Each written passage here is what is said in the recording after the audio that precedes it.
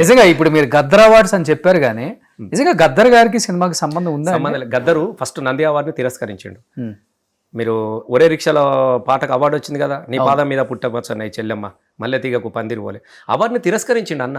సినిమాలను తిరస్కరించిండు, global కల్చర్ను తిరస్కరించాడు. కయ్యం పెట్టిందిరో colour TV ఇంటికి వచ్చి టీవీనే వ్యతిరేకించే, కయ్యం పెట్టిందిరో కలర్ టీవీ ఇంటికి వచ్చి దయ్యం పట్టిందిరో నా పెళ్ళం పోరలకు అని టీవీ మీదనే పాటలు పాడినాడు. గ్లోబలేషన్ వ్యతిరేకించిన వాడు. అట్లాంటి ఆయన తీసుకొచ్చి సినిమాకు రుద్దిండ్రు.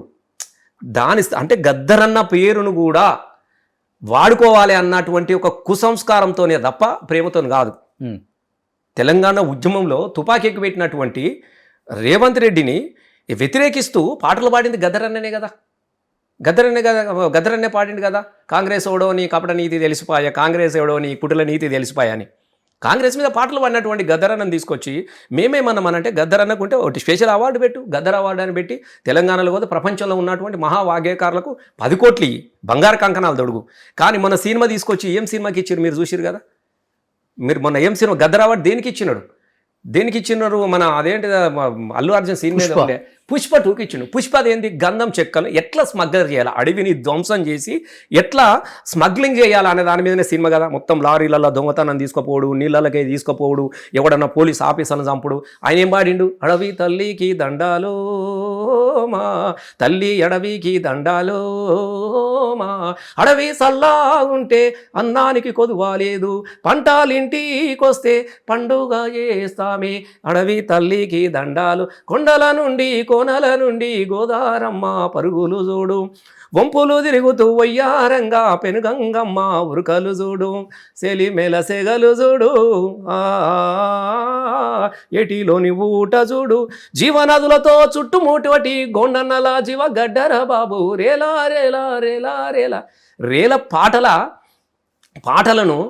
ఆయన పాటలు పాడి అడవిని కాపాడుకుంటే అడవి సల్లగా ఉంటే అన్నం ఉంటుంది అని పాడినటువంటి గద్దర్ అన్న అవార్డును అడవిని నరికెత్తే ఎట్లా ఆస్తి పెరుగుతుంది అన్నటువంటి సినిమాకి ఇవ్వడంతో గద్దరన్న గౌరవాన్ని పెంచిరా, గద్దరన్న గౌరవాన్ని కిందికి వచ్చిందా? మీరే చెప్పండి.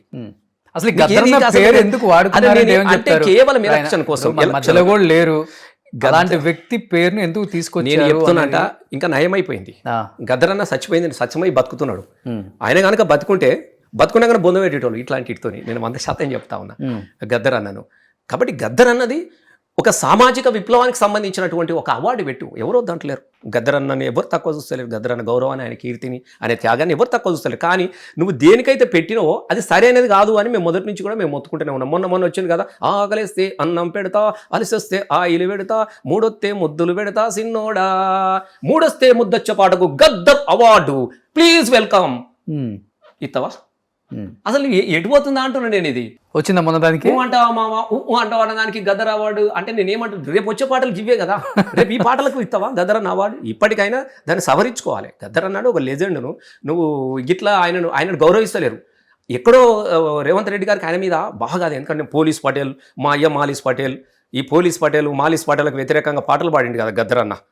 కాబట్టి ఈ విధంగా గద్దర్ అన్న మీద కక్ష తీర్చుకుంటుండేమో అనిపిస్తున్నది. పైకి మాత్రం గద్దర్ అన్న దేవుడు అవార్డు అంటాడు, లోపల మాత్రం గిట్లాంటికి ఇచ్చుకుంటా గిట్లాంటి చేసుకుంటా గద్దర్ అన్నని హింస పెడుతున్నాడు. గద్దర్ అన్న కీర్తిని తొక్కేస్తున్నాడు. సుమన్ టీవీలో మీ పర్సనల్ అండ్ బిజినెస్ ప్రమోషన్స్ కోసం కింది నెంబర్కి కాంటాక్ట్ చేయండి.